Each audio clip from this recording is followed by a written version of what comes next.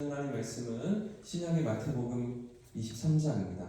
마태복음 23장 25절, 26절 두 절 말씀을 시작했습니다. 신약성경 40페이지에 있는 마태복음 23장 25절과 26절 두 절 말씀인데 우리 합독해서 두 절을 같이 읽겠습니다. 시작. 화 있을진저 외식하는 서기관들과 바리새인들이여, 잔과 대접의 겉은 깨끗이 하되 그 안에는 탐욕과 방탕으로 가득하게 하는도다. 눈먼 바리새인이여, 너는 먼저 안을 깨끗이 하라. 그리하면 겉도 깨끗하리라. 아멘. 할렐루야. 오늘 하나님께서 우리 삶에 가까이 찾아주실 줄 믿습니다. 어제까지 우리는 예수님께서 서기관과 바리새인들을 향해서 경고하시는 네 가지 말씀을 함께 살펴보았죠. 여러분, 첫 번째 잘못이 무엇이었습니까? 잘못된 가르침이었죠. 자기들만 천국에 들어가지 않는 것이 아니라 천국 문을 닫고서 다른 이들까지 들어가지 못하게 하는 그들의 가르침을 예수님께서 지적하고 계셨고요. 그런 다음에 두 번째는 잘못된 열심이었습니다. 그런 가르침을 열심히 하고 있었다는 것이죠. 잘못된 방향으로 더 열심히 나아갈수록 하나님과 더 멀어지는 그들이었다는 것 아니겠습니까? 세 번째는요, 하나님보다 돈을 더 사랑하면서 하나님을 두려워하지 않던 그들의 모습이었던 것이죠. 성전이 아니라 성전의 금으로 맹세해야 된다. 제단이 아니라 제단에 있는 제물로 맹세해야 된다. 그렇게 가르치면서 오히려 거짓말을 더 만연하게 만들고 하나님을 두려워함이 없는 그런 삶의 모습을 가르치고 있었던 것, 이것이 잘못이라고 예수님 지적하시는 말씀이었고, 어제 살펴본 네 번째는 버리지 말아야 할 것들을 버리면서도 하나님 앞에서 열심히 살고 있다고, 착하게 살고 있다고, 자신들이 의롭다고 그렇게 착각하고 있었던 것, 이것이 그들의 잘못이라고 예수님이 계속해서 지적하시며 경고하시는 말씀이었는데요. 사실은 이런 것들이 다 하나님의 심판과 진노의 대상이라는 말씀이었죠. 하나님 앞에서 전혀 정직함이 없는, 진실함이 없는 그런 삶의 모습이라고 예수님이 드러내시는 그런 경고의 말씀이었습니다. 자, 오늘 또다시 다섯 번째로 예수님이 지적하시는 종교 지도자들의 잘못이 있는데요. 자, 이런 의미에서 오늘 보면 25절과 26절을 다시 한번 읽어보겠습니다. 25절, 26절 시작. 화 있을진저 외식하는 서기관들과 바리새인들이여, 잔과 대접의 겉은 깨끗이 하되 그 안에는 탐욕과 방탕으로 가득하게 하는도다. 눈먼 바리새인이여, 너는 먼저 안을 깨끗이 하라. 그리하면 겉도 깨끗하리라. 아멘. 지금 예수님께서 말씀하시는 서기관과 바리새인들의 잘못 또 한 가지가 무엇입니까? 겉과 속이 다른 것입니다. 겉과 속이 같지가 않고, 겉으로 보였을 때는 그럴듯해 보이고 깨끗해 보이는데 그 안은 전혀 그렇지가 않다는 것이죠. 겉과 속이 다른 것, 이것이 문제라고 예수님께서 말씀하시는데, 자, 그런데 이 부분에서 더 큰 문제는 25절 마지막에 있습니다. 겉과 속이 다른 것, 겉과 속이 다른 서기관과 바리새인들의 모습만 아니라 겉과 속이 다르게 하는도다. 그러니까 자기들만 그렇게 살았던 것이 아니라 다른 이들까지도 겉과 속이 다르게끔 만들고 있었다는 것인데요. 그러니까 결국은 바리새인들, 또 서기관들, 종교 지도자들 자신들이 그렇게 살고 있었고, 또 다른 이들까지 그렇게 만들고 있던 것, 이것이 오늘 예수님께서 지적하시는 문제인데, 여기서 잔과 대접의 겉을 깨끗이 하는 것은 원래 성전을 관리하던 레위인들이 성전의 기부를 정리하고 깨끗이 관리하던 것을 의미합니다. 구약에 성막이 있었고 그 성막을 관리하던 레위인들이 있었잖아요. 그들이 성막에 있던 그 안에 기물들을 잘 관리하던, 깨끗이 유지하던 그런 것들을 의미하는 게 잔과 대접의 겉을 깨끗이 하는 그런 일들이었습니다. 하지만 지금 예수님이 지적하시는 이 잔과 대접을 깨끗이 하는 일은 성전을 관리하는 일이 아니라 일상생활에서 사용하는 주방의 그릇을 깨끗이 하는 것을 의미합니다.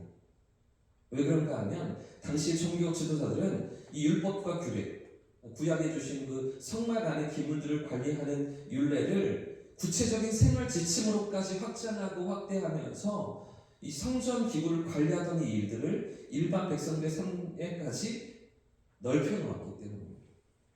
일상생활에까지 끌어다가 성막에서 하던 일들을 그대로 일상생활 속에서도 가정에서도 하도록 그렇게 율법을 그렇게 확대시켜 놓았기 때문인 것이죠. 그래서 우리가 지나왔던 마태복음 15장에서도 보시면 바리새인과 서기관들이 예수님께 쫓아와서 시비를 걸고 따지는 문제가 이런 것들이었습니다. 왜 당신의 제자들은 음식을 먹으면서 손을 씻지 않습니까?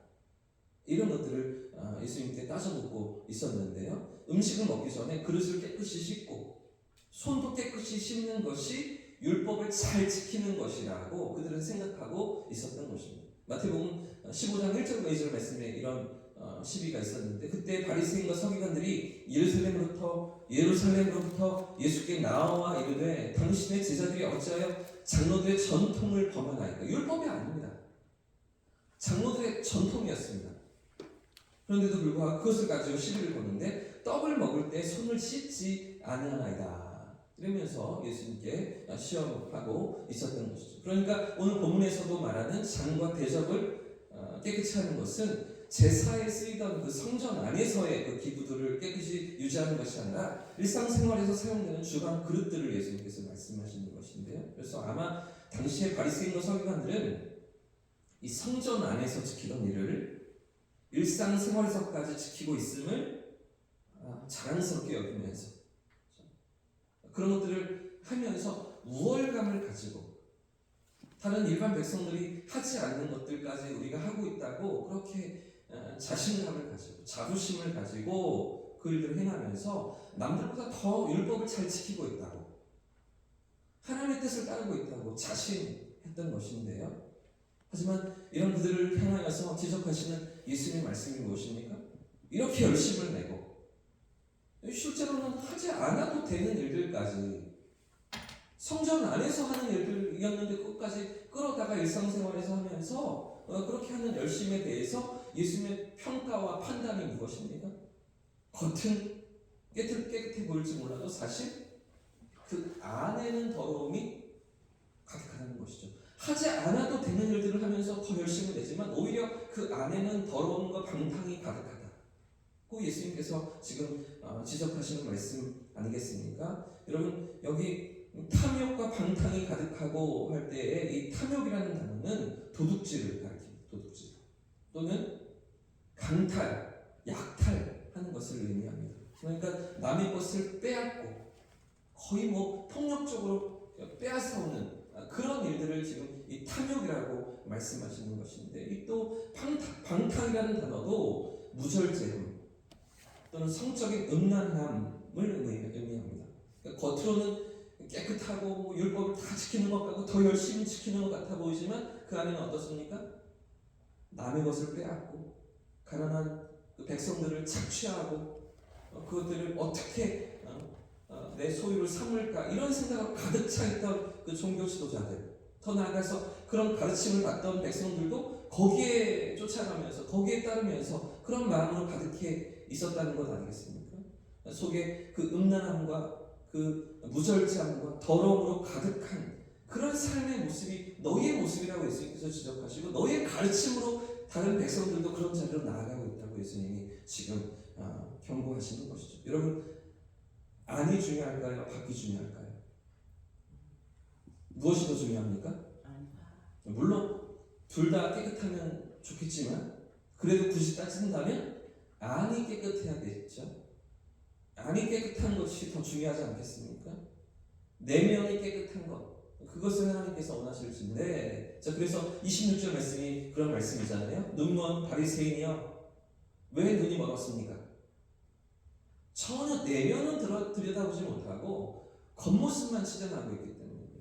그 바깥에만 그들의 시선이 향하고 있었기 때문입니다. 자신들을 향하여서도 물론이고 다른 이들을 향하여서도 백성들을 향하여서도 그들이 지도하고 가르쳐야 되는 그 이웃들을 향하여서도 그 내면은, 마음의 문제는, 하나님이 보시는 중심은 전혀 보지 못하고 겉모습만 바라보고 있었기 때문입니다. 그렇기 때문에 눈먼 바리새인들 말씀하시는데, 그렇기 때문에 너는 먼저 안을 깨끗이 하라 이렇게 말씀하시죠. 그러면 겉도 같이 깨끗해질 것이다. 너희의 내면이 깨끗해지면 너희의 삶도, 너희의 행동도, 너희의 겉모습도 같이 따라 깨끗해질 수 있다. 예수님 이런 말씀 아니겠습니까? 저는 여러분, 그런 당시에 서기관과 바리새인들이 이렇게 정말 챙겨야 할 내면을 챙기지 못하고 어쩌면 덜 챙겨도 되는 겉에 있는 것들에 집중해 있었던 이유가 무엇입니까? 무엇 때문에 더 그 내면을 돌아보지 못하고 겉의 모습만 집중하면서 거기에 관심을 두면서 살았던 것입니까? 그 이유는 그들의 마음이 하나님께 있지 않았기 때문입니다. 하나님 앞에서 그 내면을 생각하고 내면을 다루지 못하고 겉만 바라보고 겉만 지켜보는 사람들 앞에서 인정을 받고 사람들에게 칭찬받기를 그들이 원했기 때문이죠. 중심을 보시는 하나님을 두려움이 없이 겉과 속이 다른 외식과 이중종의 모습으로 살아갔던 이유는 사람들의 평가만, 사람들의 판단만, 거기에만 그들의 마음이 향해 있었기 때문 아니겠습니까? 작년 이맘때였던 것 같은데요. 저희 첫째 딸이 언젠가 저에게 그런 이야기를 했던 적이 있습니다. 이 이야기를 듣고서 제가 참 창피하고 많이 부끄러웠었는데 아이들이 이렇게 나를 지켜보고 있구나. 저 자신을 돌아보게 했던 계기가 있었습니다.